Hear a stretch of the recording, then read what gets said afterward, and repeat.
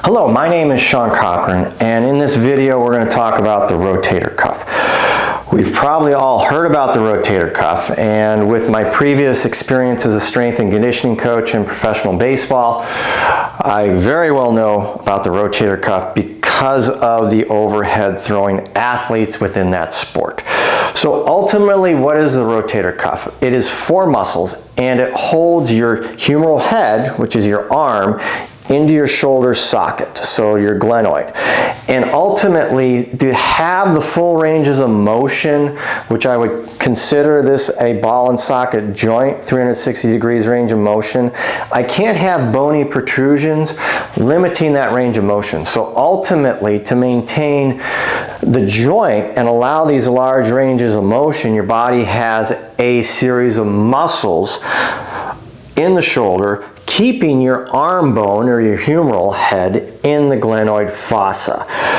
So with that being said, any upper extremity action, especially throwing, striking, those patterns utilize the rotator cuff excessively, not only to keep the stabilization of the arm within the shoulder socket, but actually to perform those movement patterns. So with that in mind, our rotator cuff is a series of very small muscles which are utilized extensively through daily activities, and especially in sports, if you play baseball, softball, racquetball, pickleball, tennis, or golf. And if you want to maintain health and wellness within those recreational activities, performing some rotator cuff exercises to maintain functioning and develop strength and endurance within the rotator cuff is very, very, very important. Now, I don't want to get too in depth in regards to the anatomy of the rotator cuff, but basically, as we said, there's four muscles within the rotator cuff: supraspinatus, infraspinatus, teres minor, and subscapularis. So not only having the responsibility of keeping your arm in its socket, these muscles are also involved with a lot of the activities: abduction, adduction, internal, external rotation of your shoulder. So that being said, these muscles are used extensively when you're throwing a baseball, playing softball, swinging a tennis racket, swinging a golf club. That being said, they can get taxed and overused very easily because they're not large in terms of their cross-sectional area. So it's very, very important that we do some rotator cuff exercises to develop the strength and endurance within these muscles in order to allow them to not become fatigued and allow you to perform your daily activities in addition to your recreational sporting activities. So what I'm going to do today is I'm actually going to show you a series of rotator cuff exercises with the exercise ball. Ultimately, all I'm going to do is I'm going to create some patterns on the wall with the ball. So with that being said, my arm is going to be extended. I'm going to be putting resistance into the ball, and I'm going to be performing motions with my arm in a straight position.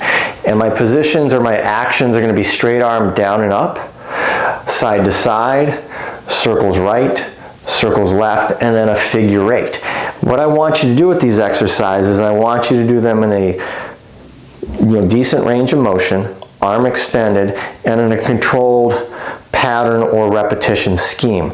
With that, I don't want you to rest between the exercise patterns because I want to build endurance. I want to tax your rotator cuff. So let's just go through this with the ball, and we're going to draw these patterns. So ultimately, when I set up, arm is going to be straight. I want my shoulders parallel to the wall, and I want my feet shoulder width apart, good athletic position. Now, as I said with this, what I want you to do is I want you to do down up. So as you can see, it's not a large range of motion, but it's not short. I'm going to do down and up. I'm going to go 15 repetitions. Now, when I get done with 15 repetitions, I'm going to go side to side.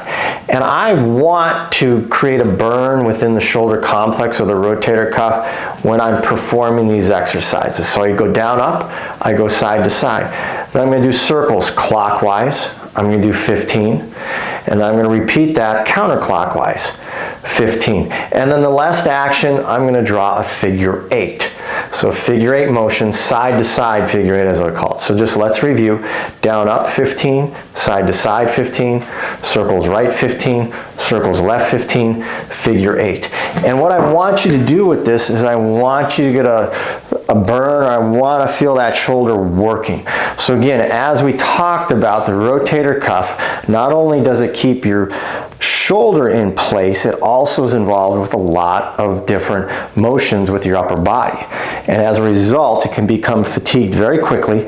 And if it becomes fatigued, the propensity for injury increases exponentially. So before we wrap up this segment on the rotator cuff, if you liked what you saw and want more information, hit the subscribe button and you will be notified of additional information videos that I provide. If you have comments or questions, put them down below and I'll certainly get back to you with an answer. So quick review, rotator cuff, 4 muscles, basically keeps your arm in place within your shoulder socket. In addition, it's utilized in a variety of upper extremity movements: baseball, softball, throwing, tennis, pickleball, golf. As a result of these muscles being very small and being utilized excessively, the propensity for injury and fatigue can increase exponentially.